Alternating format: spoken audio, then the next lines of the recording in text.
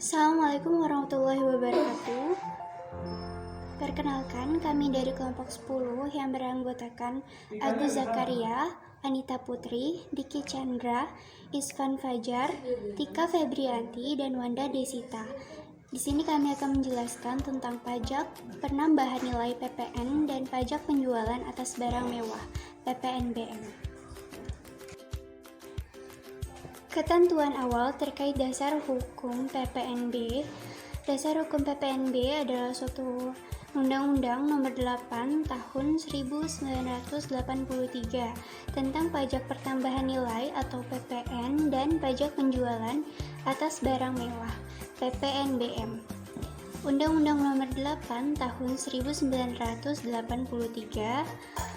dikenal sebagai Undang-Undang PPN. Dasar hukum PPN dan PPNBM selalu berjalan beriringan, sebab PPNBM tidak mungkin dikenakan tanpa adanya pengenaan PPN, yang artinya ketika konsumen membeli suatu barang kena pajak atau BKP yang tergolong mewah, konsumen dikenakan PPN dan PPNBM. Dalam perjalanannya, Undang-Undang Nomor 8 Tahun 1983 mengalami perubahan hingga akhirnya menjadi Undang-Undang Nomor 42 Tahun 2009 yang juga disebut Undang-Undang PPN atau perubahan terakhir yang ditetapkan merupakan dasar hukum PPNBM.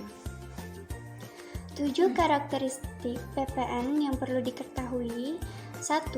Merupakan pajak tidak langsung, yang artinya beban pajak dialihkan kepada beban lainnya, yakni pihak yang mengkonsumsi barang atau jasa yang menjadi suatu objek pajak. Selain itu, bertanggung jawab penyetoran pajak tidak berada di pihak yang memikul beban pajak.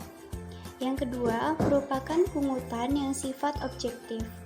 Kewajiban untuk membayar PPN ditentukan oleh objek pajak, sehingga kondisi subjek dari pajak tidak diperhitungkan sama sekali. Kondisi seseorang sebagai subjek pajak terlepas dari suatu gender, suatu sosial, ataupun daya beli, semuanya sama di mata PPN, sehingga dikenakan besaran pengutaraan yang sama. Ketiga, multi-siaga Fox, artinya PPN dikenakan pada seluruh rantai produksi dan distribusi. Setiap barang menjadi objek PPN mulai dari pabrikan ke perdagangan besar hingga ke pengecer atau retail. Semuanya dikenakan PPN.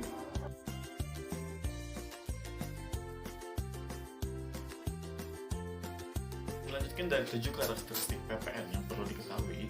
Untuk nomor 4 adalah dihitung dengan metode indirect subtraction. Pajak yang dipungut PKP, penjual tidak langsung disetorkan di atas negara. PPN terutang yang harus dibayarkan ke kas negara merupakan hasil perhitungan menggunakan PPN yang dibayar kepada PKP lain yang dinamakan pajak masukan dengan PPN yang dipungut dari pembeli yang dinamakan pajak keluaran. Lalu nomor 5 adalah merupakan pajak atas konsumsi umum dalam negeri. PPN hanya dikenakan pada konsumsi PKP dan atau JKP yang dilakukan di dalam negeri. Oleh karena itu, komoditas impor juga dikenai PPN dengan besaran sama dengan komoditas lokal. Nomor 6 adalah bersifat netral. Netralitas PPN dibentuk oleh 2 faktor, yakni dikarenakan atas konsumsi barang maupun jasa dan mengandung prinsip tempat tujuan dalam pemungutannya. Nomor 7 adalah tidak menimbulkan pajak berganda. Kemungkinan adanya pajak berganda dapat dihindari karena PPN hanya dipungut atas yang sama saja. Lalu, untuk selanjutnya adalah 4 karakteristik PPNBM. Yang pertama adalah merupakan pungutan tambahan. PPNBM merupakan pungutan tambahan yang dikenakan pada barang mewah di samping PPN. Hal ini dimaksudkan agar konsumen yang membeli barang mewah yang notabene merupakan konsumen dengan daya beli tinggi memikul beban tambahan lebih tinggi dibanding konsumen berdaya beli rendah. Sebab, jika tidak dibebankan pungutan tambahan, maka tidak ada asas keadilan karena konsumen yang daya belinya tinggi membayar persentase pajak yang sama dengan konsumen dengan daya beli rendah.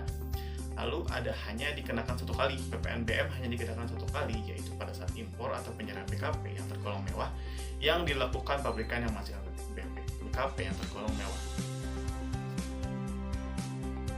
Selanjutnya, contoh nomor 3. Tidak dapat dikreditkan karena syarat PPNBM adalah konsumen. Maka, tujuan memberi beban pajak tambahan tidak akan tercapai apabila PPNBM dapat dikreditkan. Karena PPNBM yang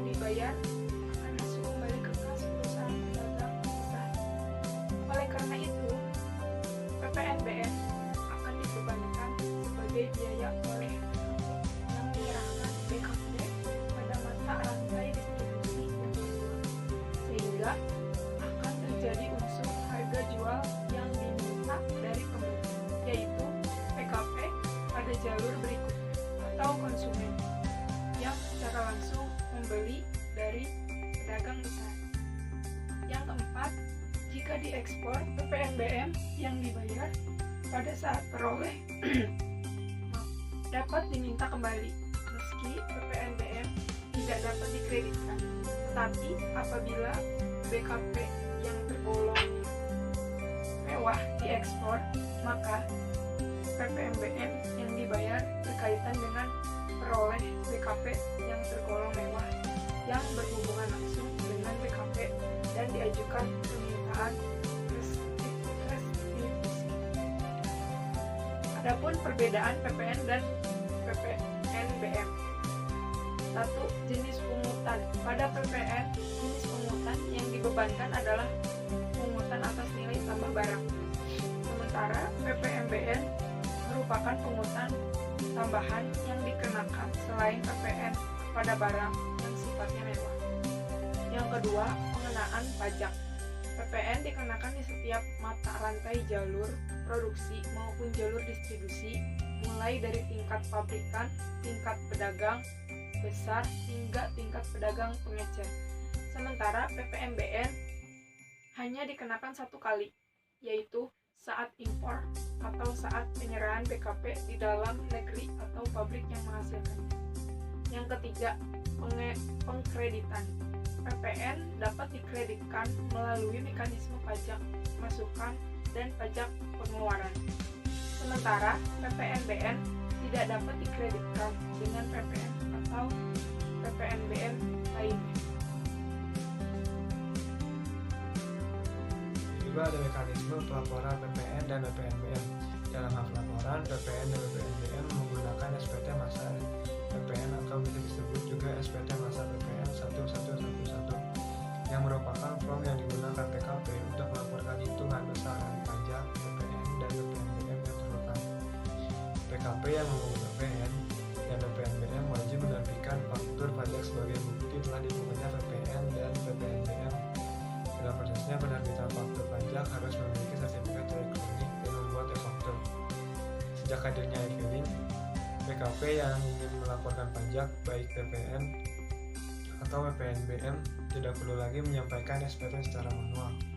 Hal ini bahkan ditetapkan melalui Peraturan Direktorat Jenderal Pajak Nomor per/03/PJ/2014. Ciri-ciri PPN dan PPNBM. Yang pertama adalah kriteria untuk barang yang tidak berkewajiban dikenakan PPN, yaitu yang pertama, barang hasil pertambangan atau pengeboran yang diambil langsung dari sumbernya. Yang kedua, barang dan bahan kebutuhan pokok yang umum digunakan masyarakat banyak untuk kehidupan sehari-hari. Yang ketiga, makanan dan minuman yang disediakan di hotel, restoran, rumah, makanan, catering, dan sebagainya. Yang keempat, ada uang, surat berharga, dan emas batangan. Berikutnya adalah kriteria barang yang terkena PPNBM. Yang pertama, barang yang bukan dikategorikan sebagai kebutuhan pokok. Yang kedua, barang yang dikonsumsi masyarakat tertentu saja. Yang ketiga, barang yang dikonsumsi oleh masyarakat berpenghasilan tinggi. Yang keempat, barang yang menunjukkan status atau kelas bersosial tinggi.